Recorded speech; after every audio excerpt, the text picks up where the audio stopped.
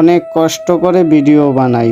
একটা লাইক, একটা সাবস্ক্রাইব, একটা কমেন্ট, একটা শেয়ার, একটা সাবস্ক্রাইবার দিলে এমন কি ক্ষতি হয়? ভিডিওর শেষে একটি সাবস্ক্রাইব করে দিয়ে যেও আমার প্রিয় বন্ধু।